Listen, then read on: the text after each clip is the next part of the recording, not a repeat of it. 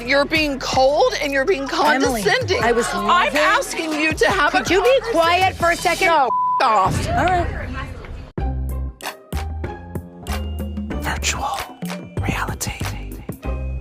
Hi, I'm Danny Murphy. And I'm Evan Real. And who knew it would take Jenga at Jen's to kind of make everything fall apart? I've apologized. I've said all those things, but you want to keep coming after I'm me? not keep coming after you. I'm just talking about myself. Oh my God, this episode of The Real Housewives of Orange County, it was kind of like a slow build and a slow burn, but once we got to that last 15 minutes, boy, we were off to the races. Baby, let the games begin, because this game of Jenga, it didn't feel very Orange County. It felt like I was watching Love Island, because the questions on these Jenga pieces were like insane. I love how Heather was like, I hope this isn't a nice game, Jen. And then the first question was, Who do you hate? Who wrote this? which actually wasn't very Love Island coded. It was kind of more like Marisol coded. That's true. Who do we trust the least? Yeah, who do you trust the least? And the same answer applies. The devil. I hate the devil. the devil. Wait, we got to talk about that for a second. So Alexis pulls this piece out. It says, who do you hate? And she's very shocked. She obviously doesn't want to answer the question, but immediately Jesus Jugs thinks of her number one enemy, Satan himself. And then I think maybe she was trying to actually communicate with Satan. Yeah. You're going in the fire. Or rebukes. I don't know what she was trying to do, but there were flames involved. She threw the Jenga piece in the fake fire, which I guess you can't do. But I'm really honestly confused though, because it's a fake fire, but the flames were flickering. I think it was like a gas fire. No, it's not a real fire. You can't do that. But what, couldn't it still burn? I don't think a gas. I think it would just like, get into like the whatever, like the hoof, not the hoof. The chimney? No, there's like a. Is there a chimney? There's a word for it where it's, because that's the thing. There's no chimney. Because it goes up to some. I'm completely maybe guessing, making this up. Okay. But it would go to something that wouldn't compute with the melted Jenga. Gotcha. Okay. Anyway, so we got the piece out of the fire really fast, and then we moved on from who do you hate to show me your butthole. Show me your butthole. Oh, Samra. Oh my God, she showed me her butt. I didn't see it. Do it again. Your butthole. And Katie did that once, twice. I was so shocked. I mean, we just had Katie in the studio. Love her so much. She's so Very great. friendly and fun. Like, she's down for whatever, but now I know how deeply down she is. I know she's a good time girl. She needs to link up with Heather Gay, because, well, actually, I don't know if Heather Gay would show her butthole at Jenga. No, but she didn't. She'd like have a hoot with it. Yeah, in some sort of way. Yeah. I just don't think she would like put her butthole in Tamara's face. Although Tamara loved it. And then Tamara, she was dared to take a pee in the backyard, and she was like, who needs the grass? We're going to do this, man.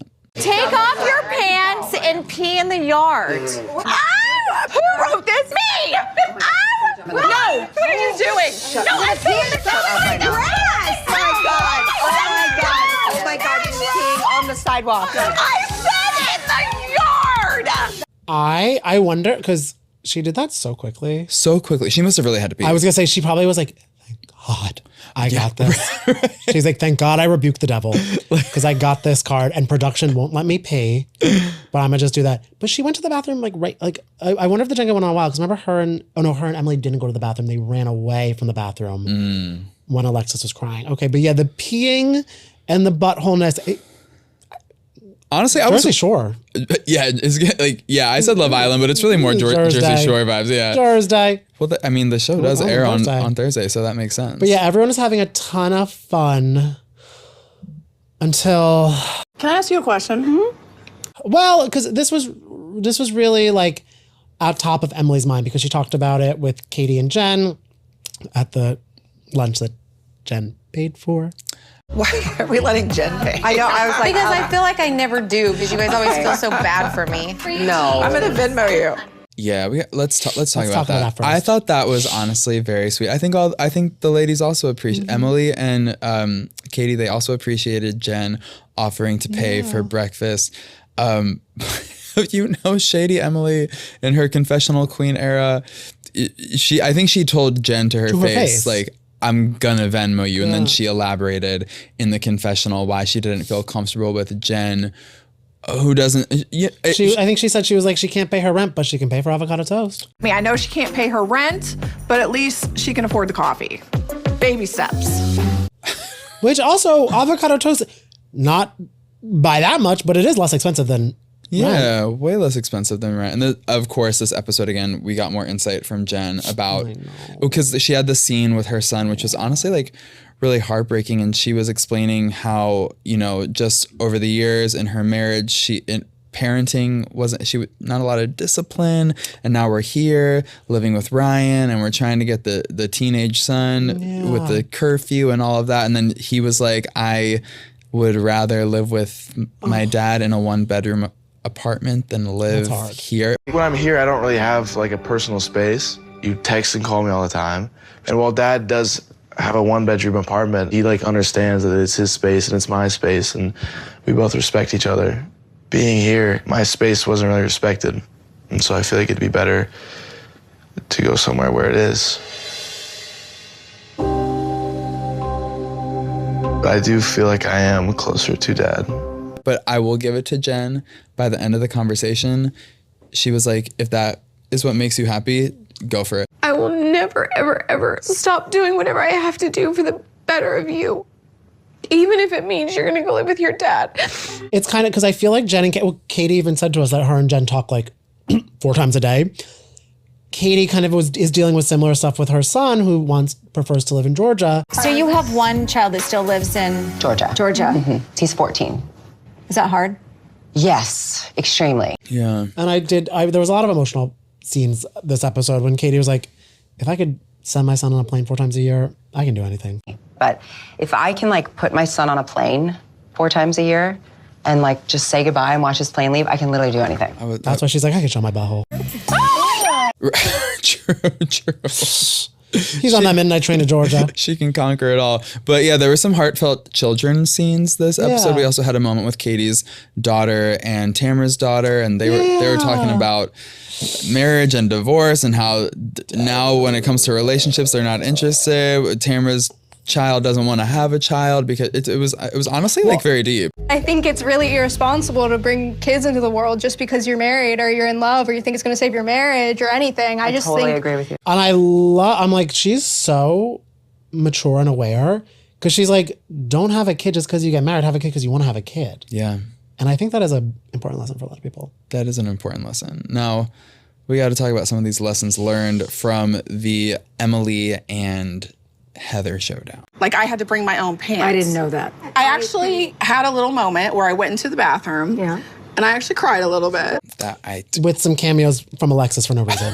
No, you're not. You're being rude. I did say it. The way and now you're talking to me. Claiming yes, me you are. comparing me to I don't even know why you. you're talking. I know. I Alexis like, got in there. She got in there. I think I hope when Alexis watches it back, she's like, oh, it was a compliment.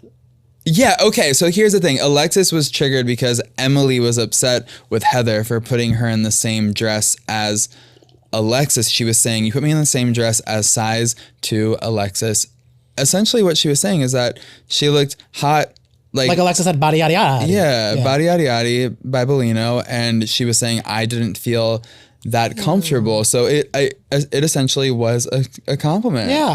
Not received that way. Yeah, it was not received that way. And she kind of just kept on saying like, you're hitting me at my lowest point. And everyone's like, no one is talking about you. I am at my lowest point right now. Actually, and you said, how dare you put me in a dress next to Alexis? That is actually like a compliment.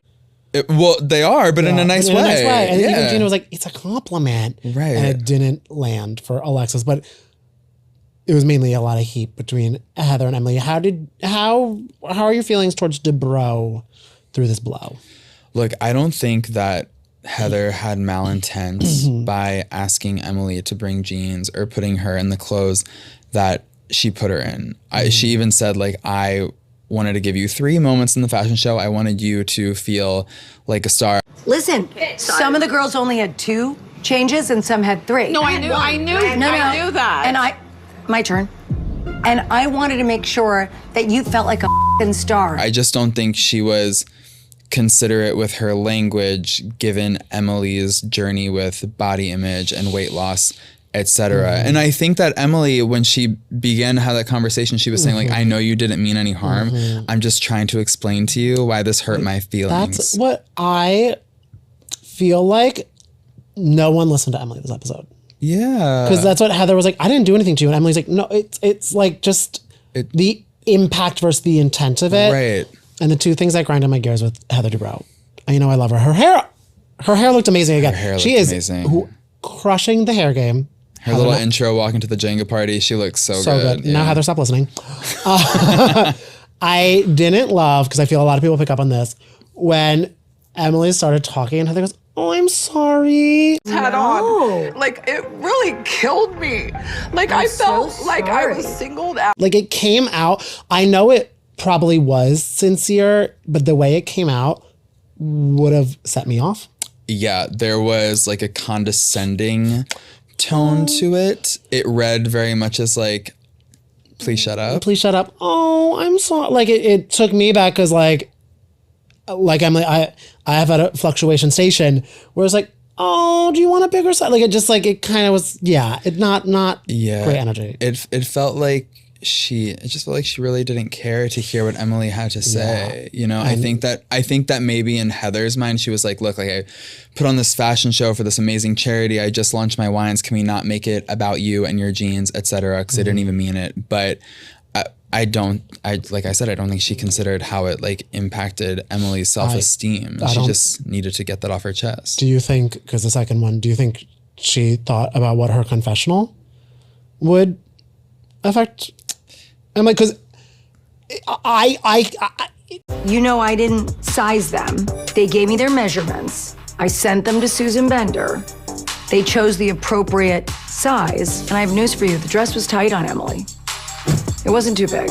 I really feel, because I love me some Heather Dubrow, and I know she is not an ill intent type person. Like, she's not a mean girl. Even Tamara said, Heather would never throw a fashion show to make someone feel bad. I would. I love that Tamara was self-aware with that. Tamara was like, I would. Yeah. But when she said that Emily's dress was tight on her, it really, because it served no purpose. Right. I also don't, when they showed the clip of her, it looked like it was just a dress that fit. You know what I mean? Like, it didn't seem tight.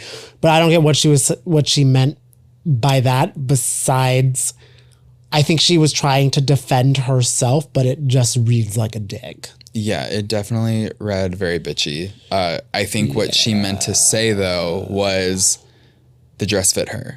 And I thought she looked great in the dress. It wasn't the size 2 Alexis dress, and having, being put in the same outfit as Alexis, who has a very different body type than Emily, that is what was triggering, which is what Emily was essentially trying to explain. So given all that, you would think that with many months of reflection, or even several weeks of reflection, to where you film your confessional, knowing that Emily's feelings were so hurt over the matter, to say something like, well, the dress fit. Like, it was like the tone. Again, it was the tone. The tone. It was the tone. Check your toner. And I do, but because I do feel Heather, because did Tamara say this, or did I imagine her saying it, that Heather's very sensitive? Well, yeah, that actually has been said. I think a few castmates have said that Heather's very sensitive, and in that she didn't seem very sensitive. Yeah, and I think she gets on the defense a lot, because she's like, because last season it was always a gang up on Heather, so I think she's like, this isn't happening again. This is not happening again. So I think wouldn't let the conversation progress, and if she let Emily explain herself more, I think Heather would be like, oh, I got it. I'm so sorry. That's my, like, I'm so sorry that was your experience with it. And then they could have moved on. And now I think they're going to have some tension for some time to come. Yeah, it's rough. And then also with the tension between Heather and Gina, Emily's bestie. How nice for Emily to have Gina in this situation, though. Who's like, you know what? Me and Heather. Because, I mean, even Gina was telling us that, like, watching the season back has not helped her friendship with Heather. So. And that is why I really do love Gina and Emily. Because Gina was fully, like, she's like, guys, this is what Emily and me, like, they always have each other's backs. Always.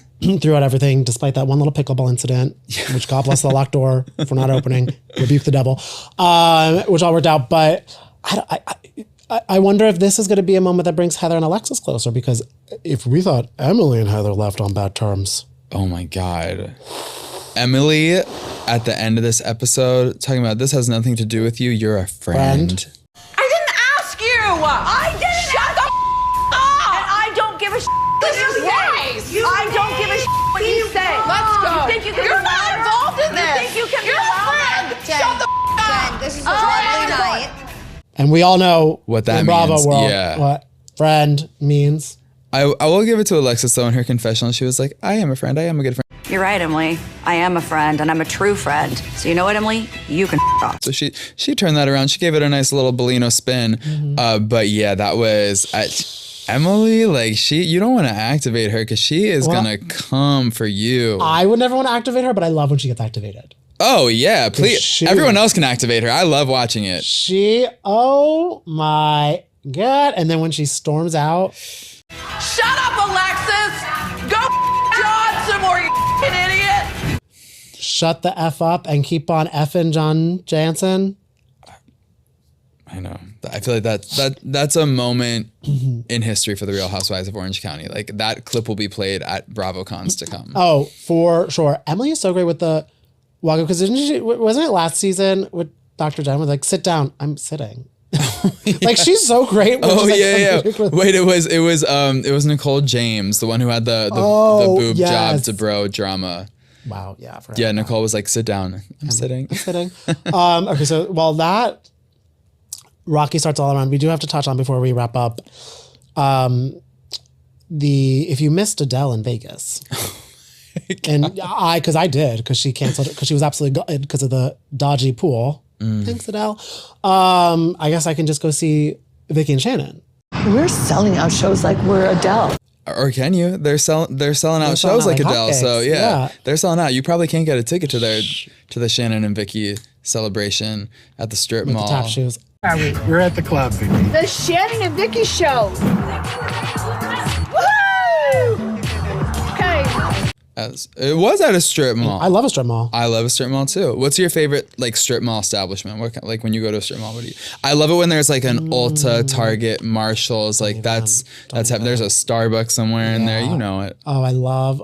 There's this one, Ulta, Taco Bell, Dunkin', Nails if you want a patty. It used to be like a music store when like you could buy CDs, which is so fun.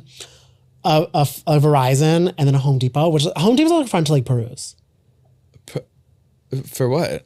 Like just to like get paint inspo, guys holding things with big arms, like plants. I don't like plants, but I just like to look. Yeah, okay. I feel like that middle piece is why you're going there for the boys with the arms. Me with a Crunchwrap Supreme. You with a Crunchwrap Supreme at Home Depot looking for men. I kind of love that though. I was gonna say. Wait, but I'll give you the address. Please, no, there must be in New Jersey because I've never heard of a strip mall with a Taco Bell, a Dunkin', and a Home Depot. Like that's. And also, the Taco Bell doubles as a drive-through if you don't. If you need to fuel up or fuel out after you find your man at Home Depot. Sample. So you would rather look for a man at Home Depot with a Crunchwrap in mouth, or would you rather find a man at Home Depot than take him to Taco Bell for a little date moment? No, you don't want to go. You don't want to go to Taco Bell for a first date. I want to be Katieing. Stop. Oh my God, I wonder if Katie likes Taco Bell. We should have asked her when she was in last week. She'd answer. Yeah, she would answer. She does.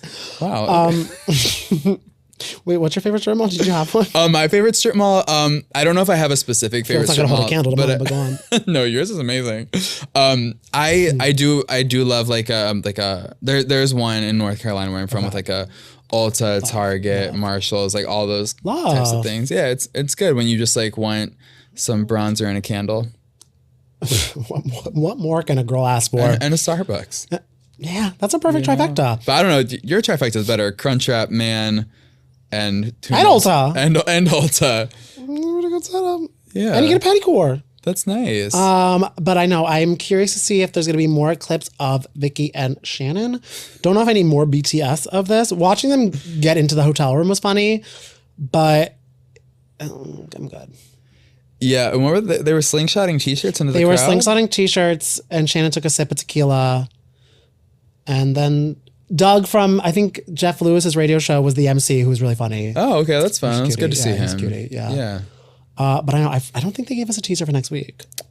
Yeah, did they give us a teaser? Maybe they did. I can't recall now because now I'm just thinking about the men you're meeting at Home Depot. And if you're taking them to Taco Bell or not. You know what, Shannon? If Mexico, your dating show doesn't work out, come to Jersey. I'm going to take you to Home Depot. Aisle 6, baby. I'll see you there.